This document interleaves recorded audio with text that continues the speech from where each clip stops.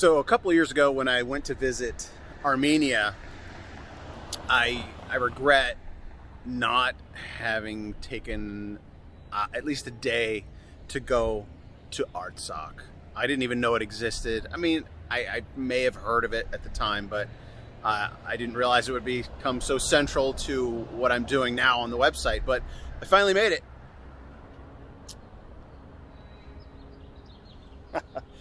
Actually, I'm in downtown Glendale, California, and it's been here all along.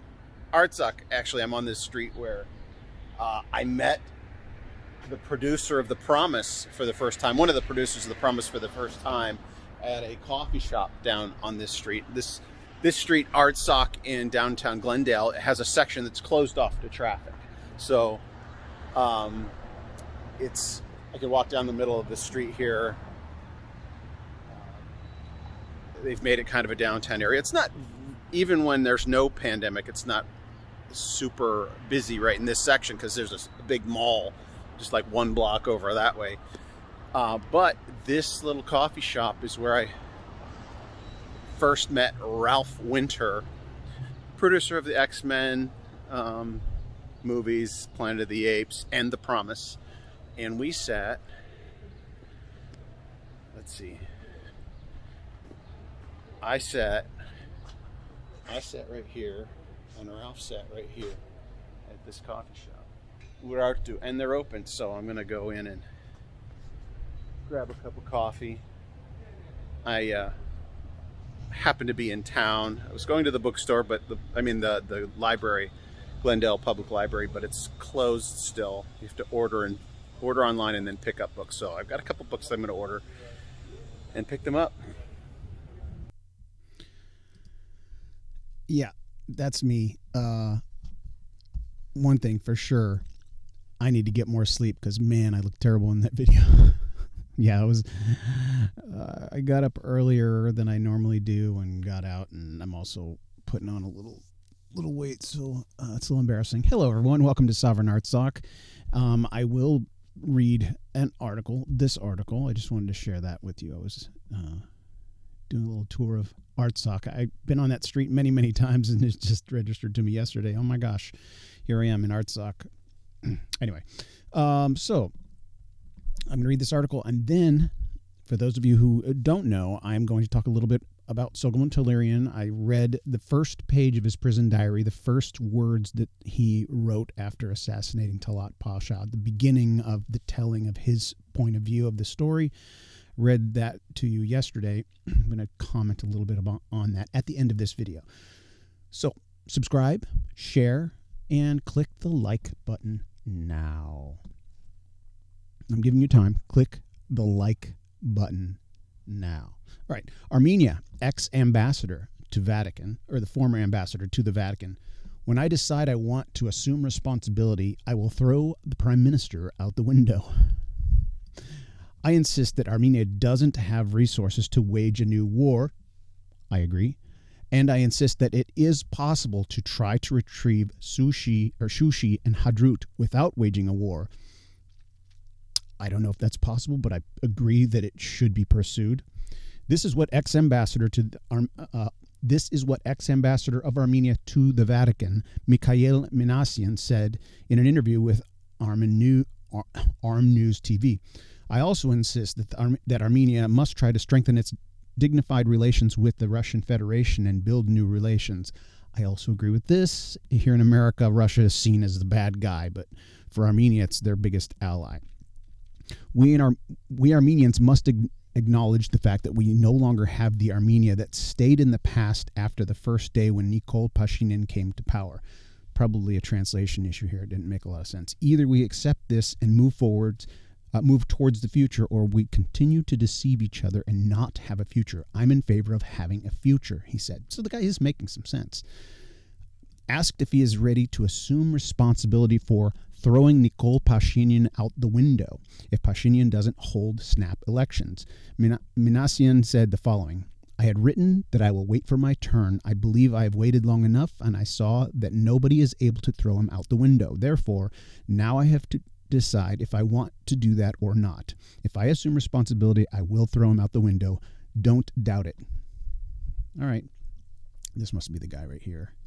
This must be I don't know which, maybe this is the interviewer and this is him. I could look up a picture. I'm not going to. All right. I'm just going to read that article. I'm not going to read a lot more. I don't want this to be too long. I want to go back to Soghomon Tehlirian. All right. Back to this. I'm going to zoom in somewhat on him. Not like that. So, just a few points. I don't want to take very long on this, but number one, so he began, today being April 9th, yesterday, 100 years ago, yesterday, Soghomon started writing about his experience. And the very first words, when he sees that blank sheet of paper and has a pencil in his hand, he looks down at that blank sheet of paper and he's thinking about the last morning of his freedom. The last morning outside of a jail cell. He's been in jail for 3 weeks and he's thinking about the last time he slept in bed in his apartment. And he wakes up, the very first words, I wake up from a horrific dream, a nightmare. Now this, I couldn't believe it when I first read it, that these are the first words out of his mouth. I woke up from a horrific dream. Any of you who've been following me or my channel anytime at all, or I don't know, maybe, I don't know how often I say this, but when I first came to the Soghomon Tehlirian story, oh, I forgot to turn this light on. Doesn't make much difference. When I first came to this story and read the court transcript, you learn right away that there were falsehoods in the testimony, that he stated things that weren't exactly true. And there's reasons for that. But one thing he said in his testimony that I hoped was not a lie was his visions of his mother. His motivation for killing the architect of the Armenian genocide, his motivation was his mother telling him to do it. He had these horrific recurring nightmares, or he testified to that. And here we have his prison diary. The first words out of his mouth were further testimony. And he wrote these words before he testified in the trial. I wake up from a horrific dream. Now, I've read the entire memoir. This is just the prison diary. I've read the entire memoir, and he has recurring nightmares. He sees his mother. He sees other people who've died. He has these spectacular visions that he can't describe. And that's another thing that he states here. First of all, the morning he kills Talat Pasha, he wakes up from a nightmare. He goes on to say, a few moments later, my mind is tormented, overwhelmed by heavy ruminations that have resulted from the dreadful impressions left by my dream. And then he recalls, and this is the second paragraph. I recall what my ancestors have said about dreams, that often bad ones can have a good meaning. In other words, he's interpreting this dream as a good premonition. Something good lies in his future. And inarguably, this is the best day of his life, the best day for all Armenians. From that day to this day, this is the best day for Armenians in 100 years, over 100 years. So, in other words, what I'm saying is his ancestors were right. At least in this case, his bad dreams were a premonition, an omen of something good to come. And then, again, he's sitting in a chair, or later he's sitting in a chair, and he has a lucid dream. So he's still pondering the dream. He doesn't have an appetite. And what is he doing looking out the window? He's been spying on Talat Pasha. This apartment is right across the street from the apartment of Talat Pasha, and he's watching his regular routine. And so he gazes out the window, gets his eyes fixed on the doorway, but watches the passers-by. And then this morning, when he's plunged into the chair where he sits, looking out the window, fixed on the street, eyes fixed on the street, I'm carried away by the swells of boundless and profound reveries coalescing into their bottomless depths. In my ensuing oblivion, I begin to have a second lucid dream. And so he's having, it's not just when he's asleep, he has these visions when he's awake, lucid visions. He describes it over and over again in the memoir. Now, I want to make one brief comment. The guy's an incredible writer. And there are people who've read the memoir that argue that it wasn't written by him.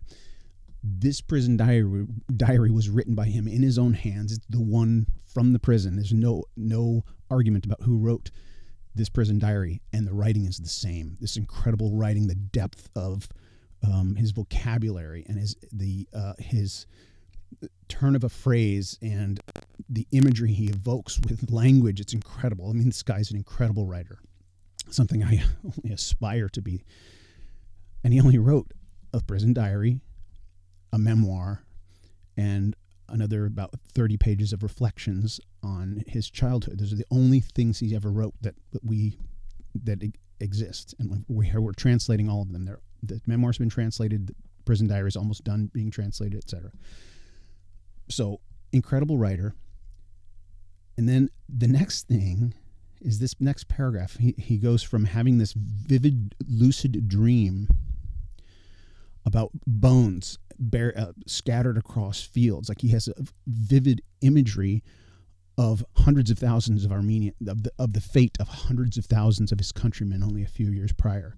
Like he's visualizing it while he's awake, and he's hearing the sobs and the cries. And then, as he's writing, the next thing he remembers after that lucid dream is after the fact, after he's pulled the trigger, after he's been beaten bloody. He describes something dripping down his face and his neck into his chest, and it's his own blood. And he blacked out, and either it was the stress of the event or it was the effect of being concussed, being beaten, the trauma of being kicked and pummeled that caused a blackout or a lapse in his memory. So this is 3 weeks after the fact, and he's writing down his memory of that day, and there's a gap in his memory. It's fascinating. It all comes back to him, but in the moment, he still had a gap in his memory. All right, that's all I want to say today. Just brief comments about page 1 of the Soghomon Tehlirian Prison Diary. All right, subscribe, share, and click the like button now.